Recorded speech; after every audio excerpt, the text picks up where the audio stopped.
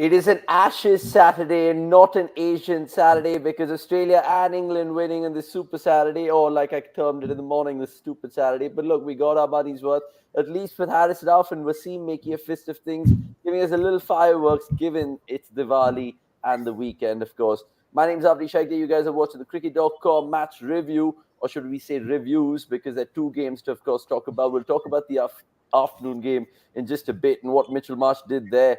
Oh my God, Australia looking the piece indeed. But England, Pakistan, we'll talk about that first. But before anything else, how do I start any show without introducing my panel? Nikhil Popat, good to see you in that white shirt.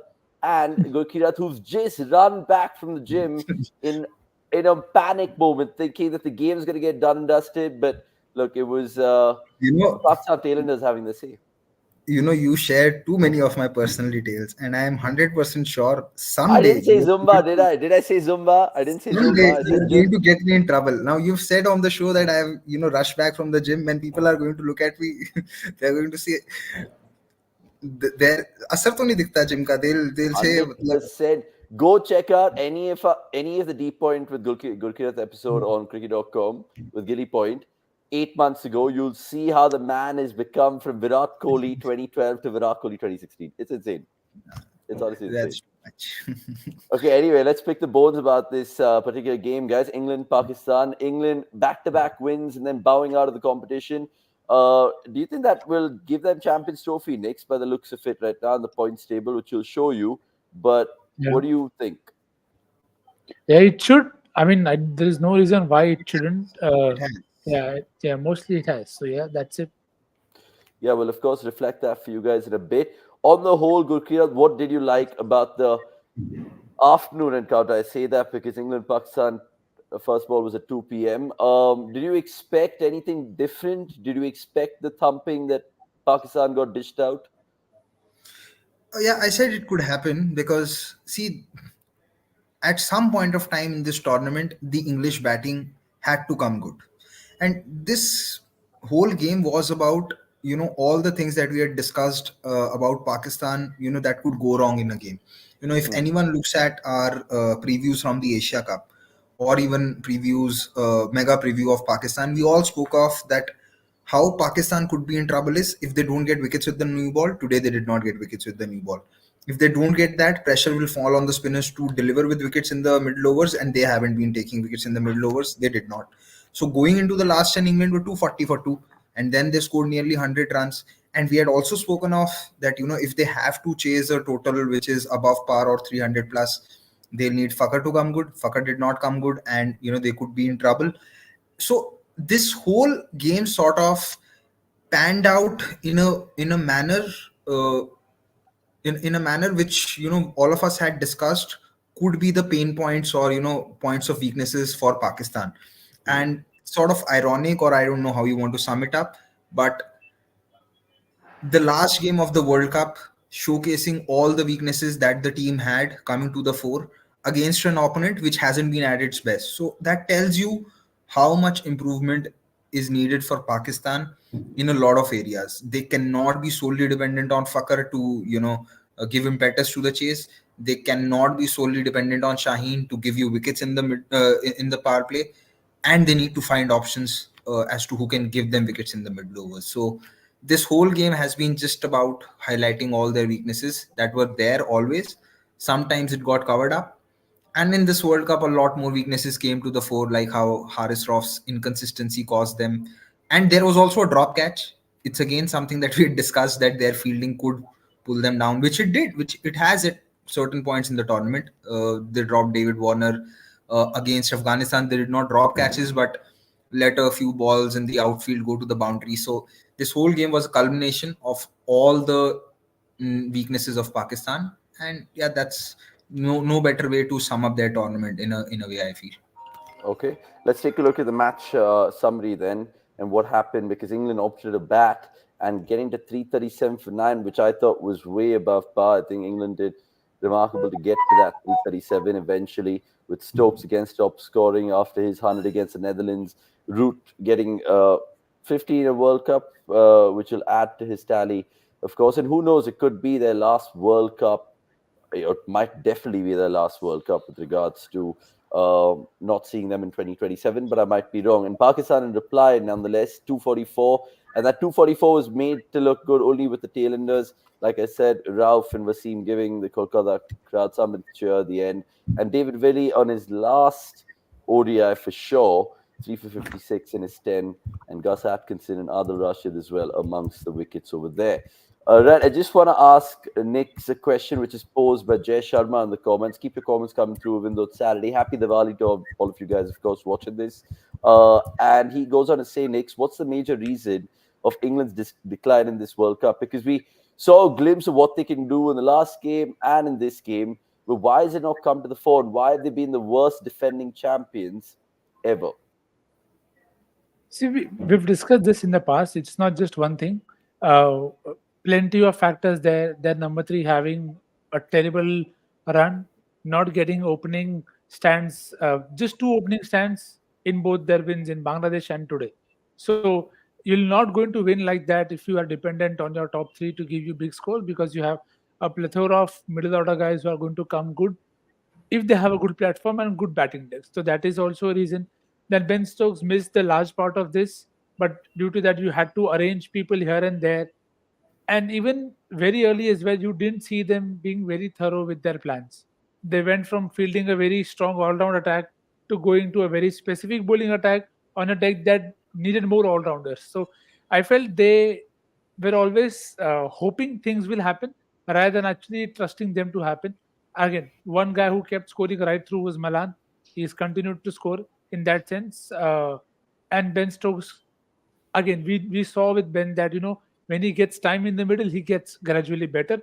And I think today was possibly the best now that he's played right through the World Cup, and he looked fluent, and he was outscoring Joe Root, who again had a, I wouldn't want to put it in any other ways. He I wouldn't say he struggled, but he grinded his way out to a decent 50. So again, it was there for everyone to see that he wasn't at his fluent best. And with the ball, no early wickets. When they started to get them with Vokes and Willie, they suddenly looked better side. But that's there with every side. So uh, the World Cup has shown things that we discussed in the past. But I feel batting was more a reason for them not doing well as compared to bowling. Okay, and Gurkirat, I'll just ask you the follow up on that. But before that, the top performer, of course, Ben Stokes, 84 of 76. He was cleaned up by an absolute rip roar of a delivery from Shaheen Shah Afridi. But look, nevertheless, he's definitely going to be something to celebrate tonight from an English perspective. On that English perspective, because of course they were trying to pick the bones about it themselves. I was watching the game rather than Sky Cricket, which is essentially pretty much the same for the world telecast. But what highlighted get in? Sorry, United scored. Sorry, my concentration somewhere else right now. But Gurkiat, my point about England is, did they kind of get over spooked by the whole due factor? They lost the first game that badly that maybe did they think after winning so many tosses, did they really misjudge that? Because some places there was no due at all, like how you get in the IPL game, maybe because it's later or whatever. Do you think that's something they can look back and be like, hey, this might have actually been something to our detriment? I don't think so, because like Nikhil mentioned, you look at the games that they've lost, barring the first game where you felt for them that the pitch became so flat that they couldn't have done much. You look at the Afghanistan game, you look at the South Africa game, you look at the India game, you look at the Australia game, you look at the Sri Lanka game. There have been so many games where none of Bairstow or Root have been able to give them a decent start. Now, against Afghanistan in Delhi, there was due, but they were two down in the first 10, and then Malan also got dismissed. Against South Africa, yes, they probably hedged their bets on the due coming in, but that kind of game can happen to anyone, and those frailties in the bowling attack were also there. I think for the first 5 or 6 games, probably before the India game, Vokes was not taking wickets in the power play, so they were lacking in those areas, which will hurt any ODI team. If two of your top three are not going to score runs, you will be behind the 8 ball. If you will not take wickets in the power play, you will be behind the game. So it just so happened that for the first 6 games, it was like that. And when they started to get into some kind of groove, like how they started to get wickets versus India, they restricted them to a below par total. The batting did not again step up. Against Australia, they were within a fair chance to chase that target. So they could have easily, they may not have still qualified for the semis, because we've realized that the team that has qualified with 5 wins, they had a very good net run rate, but they could have easily finished with 4 to 5 wins. They should look back at the Australia game and think, okay, could we have done better? They should definitely look back at the India game and think, could we have done better? And similarly for the Afghanistan game as well, you just felt that they wanted to play too many shots in that game. And against spinners, it is something that we discussed that day, that they were stuck versus they were playing spin from the crease. They were stuck on the crease, and they were trying to play a lot of horizontal bat shots when the pitch wasn't probably for it. So I don't think they got spooked by Dew or anything. They were just not good with the bat. Simple as that. And a lot of blame will have to fall on the shoulders of three senior men, three senior pros: Bairstow, Root, and Butler. If these three guys, or if 1, 3, and 5 will not score runs at all, any team will struggle. Simple as that. Okay, keep your comments coming through, of course. Sanjay Papi Giri say, for all the luck England had in the last ODI World Cup and the last T20 World Cup, it came back to bite them. And Shaunak Malik asking a very pertinent question: should England go for a major overhaul in the ODI setup? And Nix, what do you think the ECB will do right now in the reaction of this debacle? Do you think it'll be wholesale changes for someone like England, get in the likes of your Crawleys, your Popes, build for the next World Cup like they did after the 2015 scenario? I mean, you see a reset for almost every side because ODI Hmm. World Cups they come after a while, and majority of the teams will look for a reset. But I still think, like we discussed in previous reviews, that Butler and Matt Mott might be given another chance now that they have Champions Trophy to look forward to. It will be easier for them to plan in terms of take a 2 year gap and plan to that. I think the problem for them was prioritizing, maybe moving from prioritizing T20 cricket to ODI cricket suddenly with two T20 World Cups and a lot of tests being played. So I'm expecting that to be taken care of first. Okay, they're able to just segregate pools, which I'm sure every team is going to look forward to. That let's start to have separate pools as possible, so that you're not mixing and matching formats, and you're giving people enough time in that game, in that role, so that they're able to do the job. Because this side still has, I mean, you don't know whether Malan might play. Bairstow could possibly go out. Root, I think, will still be there. Stokes, I'm not sure of. Butler should be there, and Brooks should be there. So there's still four of those top six right there. And yeah, Moon may not be there, but I still think the core might still remain pretty much the same if you get Sam Curran in as well. So the reset will be there, but the reset has to be seen in terms of who all they opt to. Like you said, Crawley, if he's going to play a lot of Test cricket, will he get the time? So all of those questions they'll look to answer, and let's see how that goes for them. Okay, before we, of course, talk about the Australia Bangladesh game, um, some questions coming in on Pakistan and comments as well. Pranav saying Park wasted the new ball much like they wasted new talents. Park and the smashing England bowlers. It's also appropriate for England to end their campaign. Babar getting caught in mid wicket too. But Adnan Shahid going on to ask, how much do you think is Babar responsible captain for this World Cup campaign? Do you think it's just the quality of the batting and bowling, or just poor catches and tactics for Babar? It's a good question. I actually want to ask you that, boys, and in the mega review as well, which we'll do in due course, about Babar's tactics this World Cup. Should there be a change in terms of captaincy? And I know you mentioned it right now, Gurkirat, because this game essentially, you said, summed up the flaws that they've seen this campaign. But as a captain, when he goes back, what's he thinking about first? The way he uses bowlers, the way he, I don't know, maybe got things wrong tactically with the toss. Talk to me. Uh, See, there is one game that you can sort of put down to his captaincy, which is the South Africa game, because we discussed how when Shamsi was on strike, easy singles were available. So that is one thing you can discuss today. Also, like Nikhil mentioned on our internal WhatsApp group, that uh, Ross is struggling with control, and he struggled with control right throughout the tournament. So Roth bowling in the power play, to these two batters who are good versus pace again did not make a lot of sense. And lastly, I feel what what I feel is the biggest issue in terms of tactics or Pakistan management or Babar's captaincy is not being consistent with the 11. See, the first three games, they stuck with Nawaz and Shadab. Fourth game, they brought Osama Mir. Fifth game, he went out. Uh, and I think, or fifth game was versus South Africa, right? Yeah. So they brought Shadab back in. Usama Mir got out. Then Shadab got concussion, so they had to bring Usama Mir back in. They played one other game, and they realized, okay, none of the spinners are working out. And then finally for the New Zealand game, they only played one sort of half spinner, which is Iftikhar, and then went with four pacers. So there wasn't really a lot of clarity in terms of what balance or what combination do I have to play, because you cannot say we had enough data to discuss that the spinners not picking wickets in the middle overs is a problem, their control is a problem.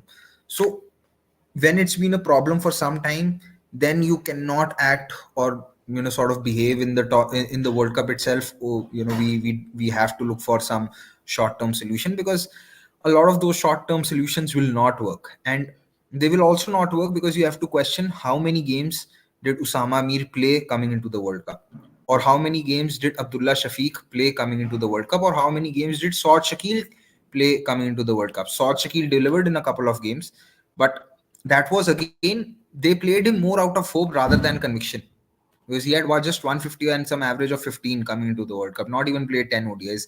Same for Abdullah Shafiq. So if you are carrying these batters and if you think that they can sort of take up space in the 11, then give them enough game time before the World Cup. This is where I feel India have been good in terms of giving game time to Ishan Kishan, giving game time to Surya Kumar Yadav and others. So this is, I'm not sure if it is just a Babar captaincy issue or if it is a systematic issue of Pakistan cricket, but it is something that they need to look at, that you cannot take players into a World Cup who are undercooked and then expect them to perform out of nowhere just on the basis of sheer talent, because it's not as if your system or setup is such that you are ready to back talent through the hill. Hmm. There's a good possibility that Abdullah Shafiq could have been dropped after three games had it not been for his 100 versus Sri Lanka in his very first game. So, then what would have happened is you started the World Cup with Imam and Fakar, and by the fifth or sixth game, you're back to Imam and Fakar. Doesn't help Just anyone.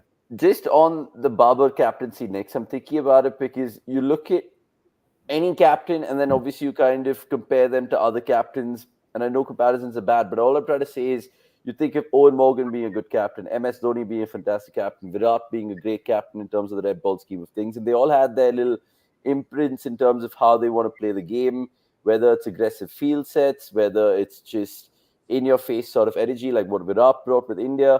With Babar, do you think he's too timid at times? Because even this World Cup, we saw every time the camera pans to him and his bowlers are getting pumped, he's just standing there biting his nails, doesn't really give you conviction as a leader, not going up to his bowler at the end of his run up and being like, listen, do you need any help? Is that a critique, or do you think, listen, he is just kind of helping his team in a way that he's giving all the freedom to him and he doesn't want to really step in as a leader? What do you think his leadership traits are? Do you think he should not captain anymore because he's such a great batter and it's weighing on him? It's clear, right? Yeah, if he feels similarly, if he feels burdened, it is best. I think he contributes best with the bat, because that's where I think Pakistan need him a lot more. Yeah. Fortunately or unfortunately, you feel so far you haven't seen anything that stands out with him in terms of captaincy. So again, whether he wants to give them that freedom and hence he's not talking to them, or however he want to go, there are a few instances as well which you know if it's the Afghanistan game where Wasim wanted the ball and Babar probably agreed or didn't agree, and you could, again, emotions, they always flow. So I'm not going to read too much into it, but again, as you rightly said, sometimes we may read too much into the body language, but there could be something entirely different going in the scenes behind. So uh, I personally feel he should give up captaincy. See, there was a lot of noise with Sarfaraz as well, where how people felt, we don't want a guy like this, captaining like this. There were problems that okay, why is he shouting at players and all of that. But again, all these things work very differently with different sides. Different sides have different things that spur them on, or they just clicks for them. And the people who are part of the system know that okay, it is not meant to be taken the way that it may look on TV. So I think with subcontinental sides, it's very crucial to have a leader, who has his own style or way of getting the group to get the job done. I think so far Babar hasn't had that success to go back and say that this is what I've done, this is how I want to do it. Let's do it this way. So maybe he needs that as well. But for now, I think it's best that he just focuses on batting, and then they see how they want to go ahead. Because as Paji also touched upon, there are various things that were beyond his control. And you knew that from the moment Nasim Shah got injured that this is always going to be very, very trouble. And maybe that's where you expect that if he is a great captain or a great leader or a good tactician, you would see something else coming. And to be honest to him and the management, they tried. They tried with Iftikhar bowling in the power play. They tried giving Roff some options, but when you have nothing working for you, it is not going to click also. So that's also just part and parcel of how the squads are. Okay. Just one bit I want to add on this, and this doesn't go just for Pakistan cricket. It probably goes for cricket in subcontinent. Fans and people need to stop looking at any new captain as a reflection of a previous successful captain. It's been a problem in Indian cricket. Uh, After Dhoni's success, you want to see anyone who becomes the captain, sort of exude the same level of calmness. It cannot happen. Individuals are different, and the problem is people had a problem with Sarfaraz being over expressive or Expressive. sort of sometimes being aggressive towards his player. At the same time, they have a problem if a captain is not aggressive and this they label him as timid. Perfect example of this has been how Virat Kohli has been criticized for being over expressive, and then KL Rahul has been criticized for being timid. That he doesn't really talk to or he doesn't have a body language. When Rohit Sharma became the captain last year, when India did not progress to the finals of Asia Cup or did not progress to the finals of World T20, everyone had issues with his body language. Oh, he's getting angry at the youngster. But see, people have to understand these are not robots who are captaining the side. Sometimes emotions will get the better of them. As long as if those emotions get better of them and they are able to sort it out with that player itself, Yeah. it is fine. Hmm. All of us have that. Sometimes all of us lose it, and maybe we may not realize it in that moment, but later on, if we are able to go to the other individual and say sorry, this emotions, or I'm sorry, then it's fine. But the problem is people want someone to be as calm as Dhoni, then at the same time be as expressive as Virat, and then tactically also. It cannot happen. It cannot happen. There are different individuals. So stop looking for a certain personality in any new captain. Let the captain be himself. Let them have their own conviction in their ideas. Once they have that conviction and it doesn't work out, then maybe criticize their tactics. I just feel a lot of times, this body language thing is just based upon results. Results are coming, no one will have a problem with body language. Results don't come, oh, the body language isn't great. It's just like that. No, and it makes you think generally as well from a captaincy point of view whether they actually get him sacked and let him focus on his batting. But good points, guys, because that's something that a lot of people in the comments wanted to know as well. Keep your comments coming through. Of course, and like this particular video. We'll now move on to the afternoon game, Australia versus Bangladesh, which of course saw Australia get a monkey off their back because everyone was saying they've never chased 300 in a World Cup game. They have right now. They nearly did. I mean, they nearly did last time because the target was only 292 against Afghanistan. But how the hell did they chase it down? In what fashion? It was a bison, Mitch Marsh, and pretty much him now having the highest score for anyone against Bangladesh in a World Cup, overtaking Viru's 175 that he got in Mirpur in 2011. But as you can see, the match summary over there, Bangladesh doing really well, pretty much thanks to promoting Thor Dedoy up the order and him getting a 74. But then Australia too good. Smith getting a 50, Warner getting a 50, and not to forget Marsh, that 177. Absolutely ridiculous, guys. So, Gurkirat, I'll come to you first. 7 successive wins and heading into the semi-finals. I mean, should we be worried, even though it's South Africa, Australia as that semi-final number two? Today something Pat Cummings said at the toss, which again summed up Australia's campaign so far well. He said that we've not had a perfect game yet. And I don't think even looking at today's game, you could say that they've had the perfect game. So yes, they have won. They have won on a lot of individual brilliance, but the weaknesses are still there, and those are the same weaknesses that we discussed, in the mega previews. We discussed about the middle order being an underbelly. It is still an underbelly.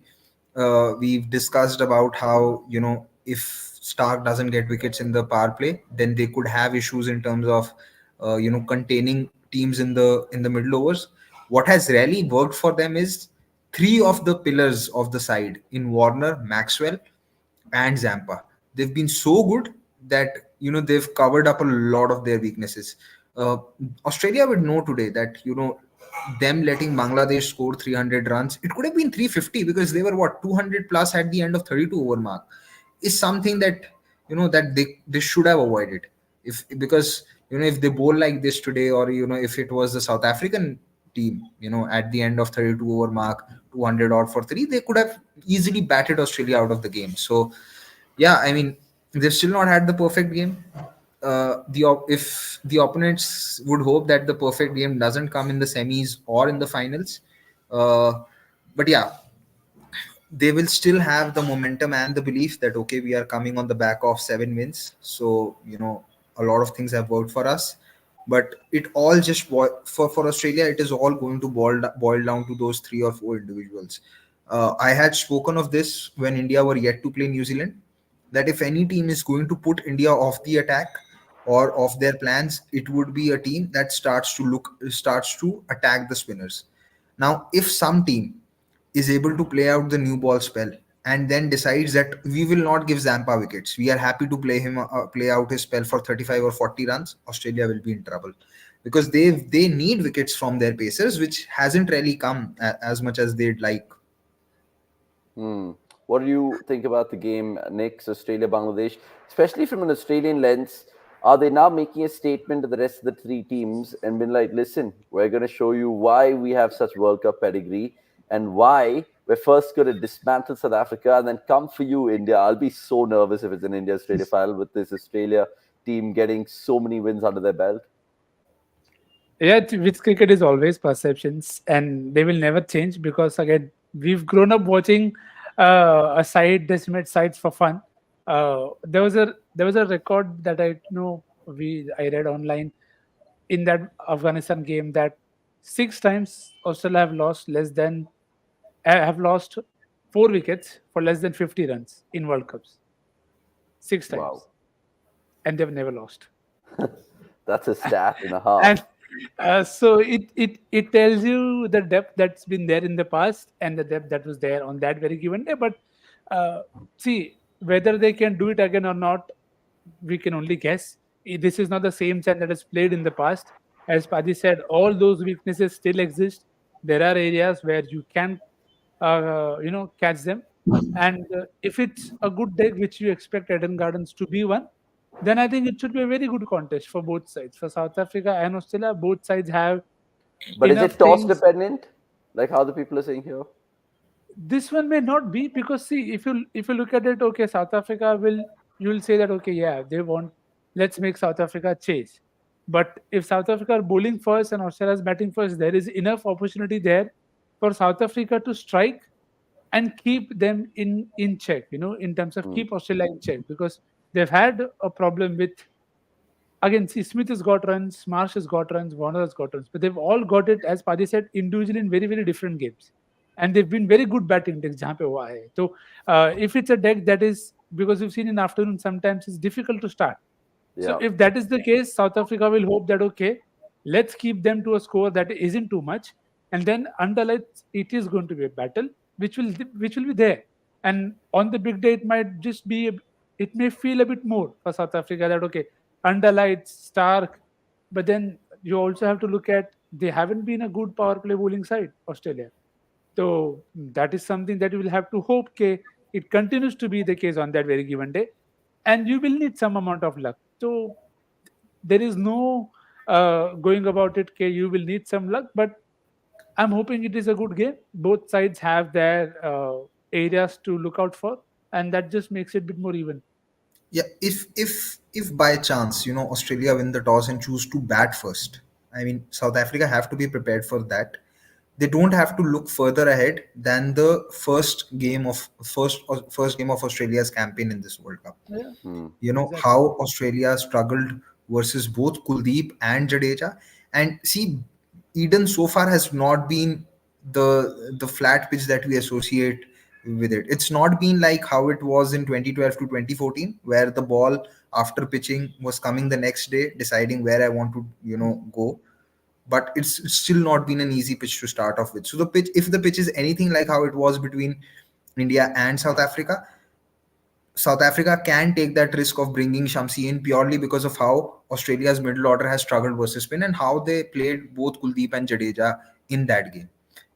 Also, what South Africa have an advantage is that Australia have not played a game at Eden in this World Cup. I don't think they even played a warm up here.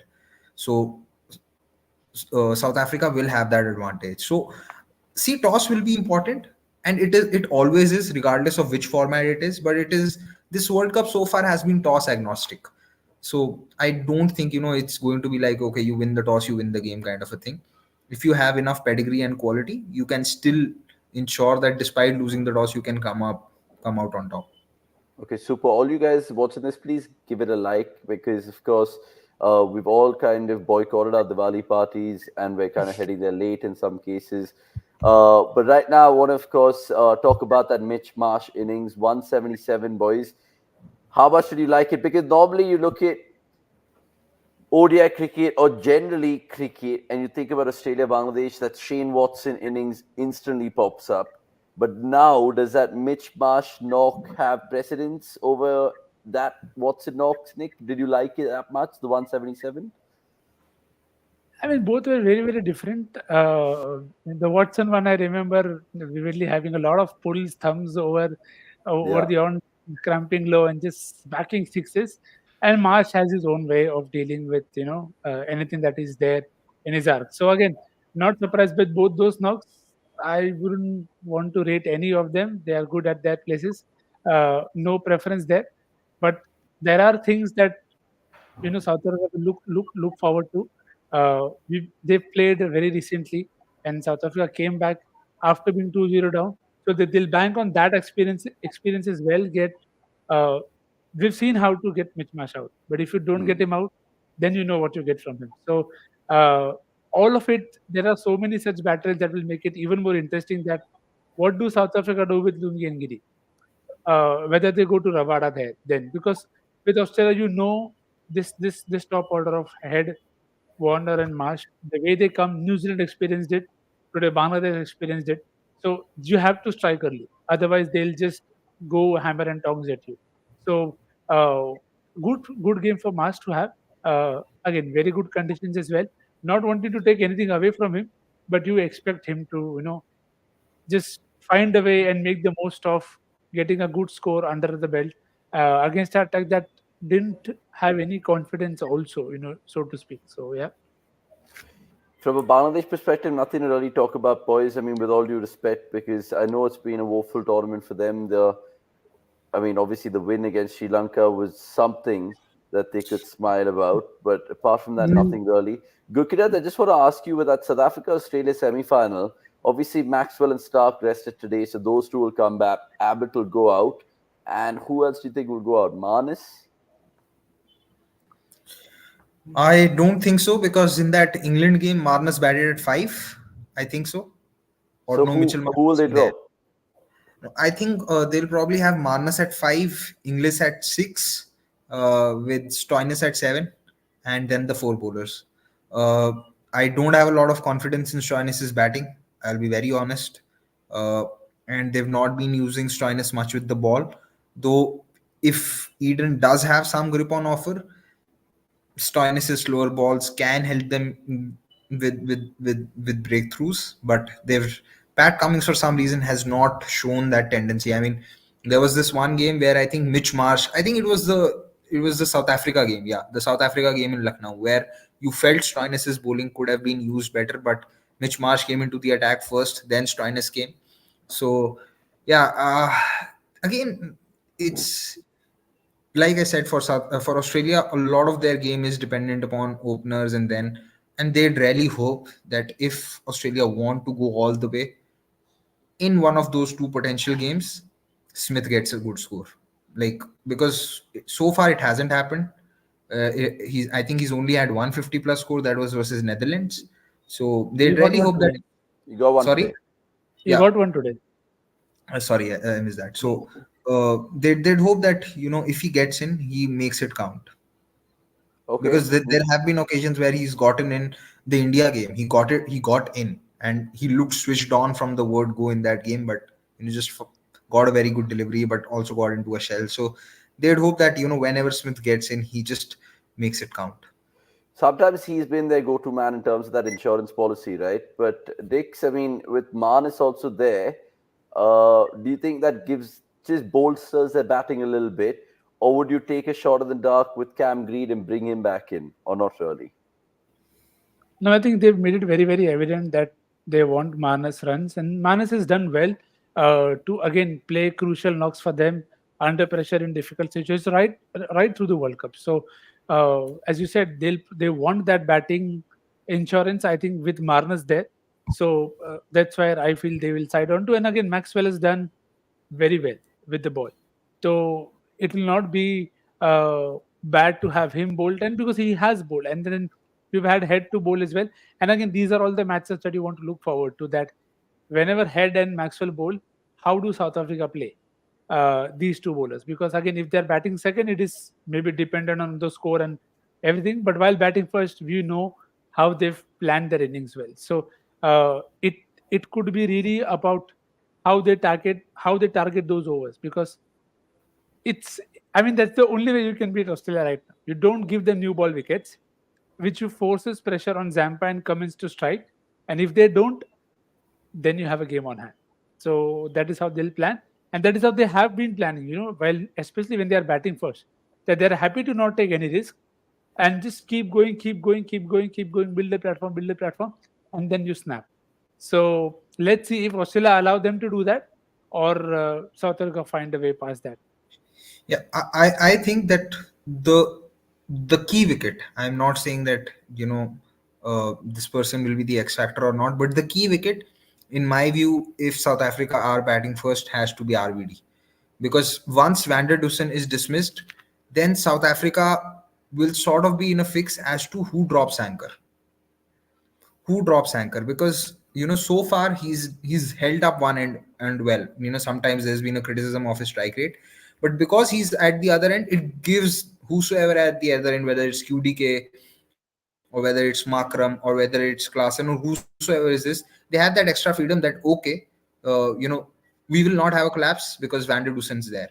But if Van der Dussen gets out in the first 15, then South Africa will probably have to revisit their plans, that who will now anchor. And I think if that happens, they will really need Aiden Markram to step up. He's had good innings, had a very good 100, had a very good 50 versus Australia in Lucknow, and had a good innings versus Pakistan. But they'll really need him to then drop anchor and bat through. But you mentioned Lucknow over there, and they batted first that day, and they went on to score 300 plus. Do you think they can just draw some sort of inspiration from that and probably dismantle the Aussies in that exact similar manner? Or do you think the Aussies would have learned their lessons? I think it will work both ways. Australia will know where they struggled, and in that game also they brought in Shamsi, but the game was done even before Shamsi came into the attack. So it will work both ways. Australia will know where they lost that game, uh, and so would South Africa know that where did they get ahead and what are the things that they need to avoid. Nikhil mentioned about how New Zealand experienced that both Head and Warner could come out firing from all cylinders, and that could really upset South Africa's plans. What will also be very important from South Africa's POV is that they don't concede a lot of extras, because the margins of wins have been so huge that nobody has even talked about them conceding so many extras. So if that happens, then the pressure will also not build on the openers to start hitting or take those extra risks. Yeah, lots of people saying, bro, I mean, Markham can anchor and Yeah, yeah. not just Yeah, RBD. I mean, for sure he can, 100%. Let's, of course, just reflect the points table right now after both the games today. And the four Qs, as you can see, there are the final four. India, New Zealand in Mumbai. That's going to be a cracking semi final. Obviously, just think about 2019 instantly when talk about India, New Zealand in the semis and all of that. And then Australia, South Africa, we think of 1999, obviously, with that great final in Edgbaston. But this is how the group stage finally looks. I mean, I know there's one more game, which is India Netherlands, and that is tomorrow. So we'll of course be doing the preview review and the mid innings for that. But can India get to 18 and be undefeated? Only time will tell. But right now it stands like this: England finishing seventh, and who knows? I mean, if Netherlands do win, their net run rate is not that good to, of course, oversee no, but if England. they win, they qualify. If they win, they qualify. But if the table remains like this, then you know it would be like that the two teams who came from qualifiers, Sri Lanka as the ninth team and Netherlands as the 10th team, it will end up like that. And yeah, I think Bangladesh qualified because of that game in Delhi between these two sides. So that is one game that will be a part of the rivalry between these two countries, because I'm quite sure that whenever they meet now in whichever world event, it is going to offer you a lot of content. So maybe in 2024 World T20, would just hope that both of these teams are in the same group. I mean, the organizers want to pit India and Pakistan in the same group and each other, where there's hardly, hmm, it's a good thing also that the rivalry and players have matured to an extent that there isn't any bad blood sort of on the field. But yeah, I'd hope that Sri Lanka and Bangladesh are in the same group, because I'm very very confident that there will be some fireworks between these two teams the next time they meet. Yeah, Sri Lanka have other things to worry about with ICC kind of suspending them. Why are Australia, Pakistan, England, Bangladesh, and yellow on our points table? Because they played today, so we're They highlighting played the today. teams.